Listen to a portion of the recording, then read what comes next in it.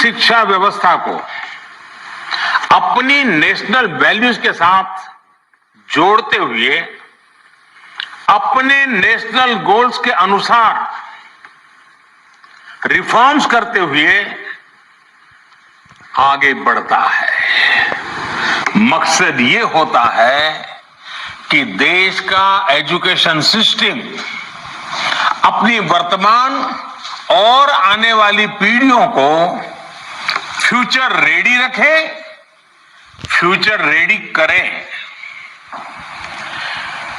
भारत की national education policy, राष्ट्रीय शिक्षा नीति का आधार भी यही सोच है। राष्ट्रीय शिक्षा नीति 21वीं सदी के भारत की नए भारत की फाउंडेशन तैयार करने वाली है। 21वीं सदी के भारत को हमारे युवाओं और हमारे युवाओं को जिस तरह की एजुकेशन की जरूरत है, जैसी स्किल्स चाहिए, राष्ट्रीय शिक्षा नीति पर इन बातों पर विशेष फोकस है। भारत को ताकतवर बनाने के लिए,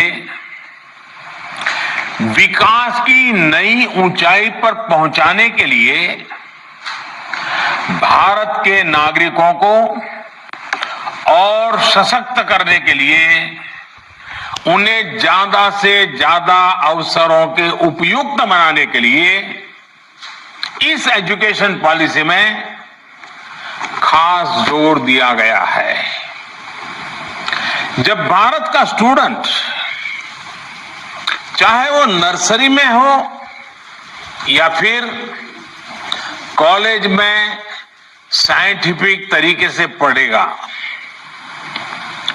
तेजी से बदलते हुए समय और तेजी से बदलती जरूरतों के हिसाब से पढ़ेगा, तो वो नेशन बिल्डिंग में कंस्ट्रक्टिव भूमिका निभा पाएगा। साथियों, बीते अनेक वर्षों से हमारे एजुकेशन सिस्टम में बड़े बदलाव नहीं हुए थे। परिणाम ये हुआ कि हमारे समाज में क्यूरोसिटी और इमेजिनेशन की वैल्यूज को प्रमोट करने के बजाय भेड़ चाल को ही प्रोत्साहन मिलने लगा था। कभी डॉक्टर बनने के लिए होड़ लगी, कभी इंजीनियर बनाने की होड़ लगी, कभी वकील बनाने की होड़ लगी। इंटरेस्ट, एबिलिटी और डिमांड की मैपिंग किए बिना होड़ लगाने की प्रवृत्ति से एजुकेशन को बाहर निकालना जरूरी था। हमारे स्टूडेंट्स में, हमारे युवाओं में क्रिटिकल थिंकिंग और इनोवेटिव थिंकिंग विकसित कैसे हो सकती है, जब तक हमारी शिक्षा में पैशन ना हो, फिलॉसफी ऑफ एजुकेशन ना हो, पर्पज ऑफ एजुकेशन ना हो। साथियों, आज गुरुवर रविंद्रनाथ ठाकुर की पुण्यतिथि भी है। वो कहते थे, उच्चतम शिक्षा वो है जो हमें सिर्फ जानकारी नहीं देती, बल्कि हमारे जीवन को समस्त अस्तित्व के साथ सद्भाव में लाती है। निश्चित तौर पर राष्ट्रीय शिक्षा नीति का बृहद लक्ष्य इसी से जुड़ा है। इसके लिए टुकड़ों में सोचने के बजाय एक होलिस्टिक अप्रोच की जरूरत थी, जिसको सामने रखने में राष्ट्रीय शिक्षा नीति सफल रही है। साथियों, आज जब राष्ट्रीय शिक्षा नीति मूर्त रूप ले चुकी है। तो मैं उस समय और सवालों की भी चर्चा आपसे करना चाहता हूं जो हमारे सामने शुरुआती दिनों में आए थे। उस समय जो दो सबसे बड़े सवाल थे वो यही थे कि क्या हमारी शिक्षा व्यवस्था हमारे युवाओं को क्रिएटिव, क्यूरियोसिटी और कमिटमेंट ड्रिवन लाइफ के लिए मोटिवेट करती है। आप लोग इस क्षेत्र में इतने वर्षों से हैं, आपने अपना जीवन शिक्षा के लिए खपा दिया है, समर्पित किया है। आप लोग इसका जवाब बेहतर जानते हैं। साथियों, हमारे सामने दूसरा सवाल था कि क्या हमारी शिक्षा व्यवस्था हमारे युवाओं को एम्पावर करती है, देश में एक एम्पावर्ड सोसाइटी के निर्माण में मदद करती है। आप सब इन सवालों से भी परिचित हैं और जवाबों से भी भली भांति परिचित है। साथियों, आज मुझे संतोष है कि भारत की नेशनल एजुकेशन पॉलिसी, राष्ट्रीय शिक्षा नीति को बनाते समय इन सवालों पर गंभीरता से काम किया गया। साथियों, बदलते समय के साथ एक नई विश्व व्यवस्था, एक नए रंग रूप और व्यवस्थाओं में बदलाव, एक नई विश्व व्यवस्था खड़ी हो रही है। एक नया ग्लोबल स्टैंडर्ड भी तय हो रहा है। इसके हिसाब से भारत का एजुकेशन सिस्टम खुद में बदलाव करे, ये भी किया जाना बहुत जरूरी था। स्कूल करिकुलम के 10+2 स्ट्रक्चर से आगे बढ़कर अब 5+3+3+4 करिकुलम का स्ट्रक्चर देना इसी दिशा में एक कदम है। हमें अपने स्टूडेंट्स को ग्लोबल सिटीजन भी बनाना है और इसका भी ध्यान रखना है कि वे ग्लोबल सिटीजन तो बने, लेकिन साथ साथ अपनी जड़ों से भी जुड़े रहें। जड़ से लेकर के जग तक, मनुष्य से मानवता तक, अतीत से आधुनिकता तक सभी बिंदुओं का समावेश करते हुए इस राष्ट्रीय शिक्षा नीति का स्वरूप तय किया गया है। साथियों, इस बात में कोई विवाद नहीं है कि बच्चों के घर की बोली और स्कूल में पढ़ाई की भाषा एक ही होने से बच्चों के सीखने की गति बेहतर होती है। ये एक बहुत बड़ी वजह है जिसकी वजह से जहां तक संभव हो 5th क्लास तक बच्चों को उनकी मातृभाषा में ही पढ़ाने पर सहमति दी गई है।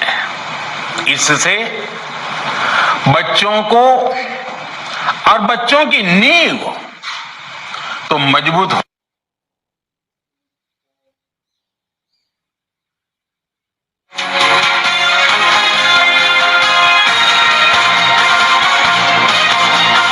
हाउ टू थिंक, उस पर बल दिया जा रहा है।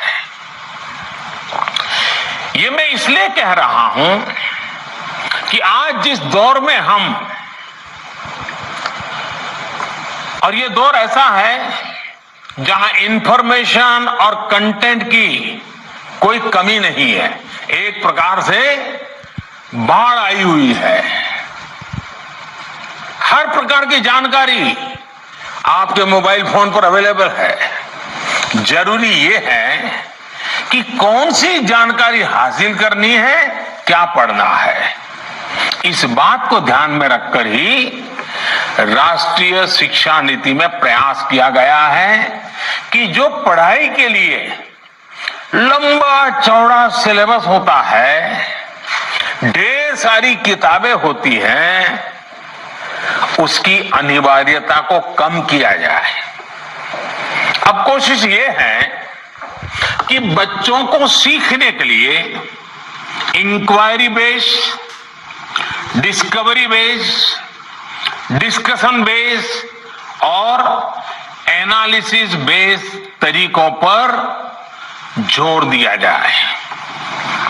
इससे बच्चों में सीखने की ललक बढ़ेगी और उनके क्लास में उनका पार्टिसिपेशन भी बढ़ेगा। साथियों, हर विद्यार्थी को, स्टूडेंट को यह अवसर मिलना ही चाहिए कि वो अपने पैशन को फॉलो करें। वो अपनी सुविधा और जरूरत के हिसाब से किसी डिग्री या कोई कोर्स को फॉलो कर सके और अगर उसका मन करे तो वो छोड़ भी सके। अक्सर ऐसा होता है कि कोई कोर्स करने के बाद स्टूडेंट जब जॉब के लिए जाता है तो उसे पता चलता है कि जो उसने पढ़ा है वो जॉब की रिक्वायरमेंट को पूरा नहीं करता। कई स्टूडेंट को अलग अलग वजहों के से बीच में ही कोर्स छोड़कर जॉब करनी पड़ती है। ऐसे सभी स्टूडेंट्स की जरूरत का ख्याल रखते हुए मल्टीपल एंट्री एग्जिट का ऑप्शन दिया गया है। अब स्टूडेंट वापस अपने कोर्स से जुड़कर अपनी जॉब रिक्वायरमेंट के हिसाब से ज्यादा इफेक्टिव तरीके से पढ़ाई कर सकता है, लर्न कर सकता है। इसका एक और एस्पेक्ट है, जब स्टूडेंट्स को यह भी स्वतंत्रता होगी कि अगर वो कोई कोर्स बीच में छोड़कर दूसरे कोर्स में प्रवेश लेना चाहें तो वो कर सकते हैं। इसके लिए वो पहले कोर्स से एक निश्चित समय तक ब्रेक ले सकते हैं और दूसरा कोर्स ज्वाइन कर सकते हैं। हायर एजुकेशन को स्ट्रीम से मुक्त करने, मल्टीपल एंट्री और एग्जिट क्रेडिट बैंक के पीछे यही एक बहुत लंबे दूर की सोच के साथ हम आगे आए हैं। हम उस एरा की तरफ बढ़ रहे हैं जहां कोई व्यक्ति जीवन भर किसी एक प्रोफेशन में ही नहीं टिका रहेगा। बदलाव निश्चित है, मान के चलिए, और इसके लिए उसे निरंतर खुद को रीस्किल और अपस्किल करते रहना ही होगा।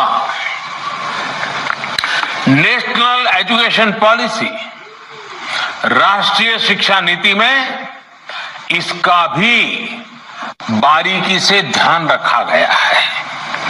साथियों, किसी भी देश के विकास में एक बड़ी भूमिका रहती है समाज के हर तबके की गरिमा, उसकी डिग्निटी।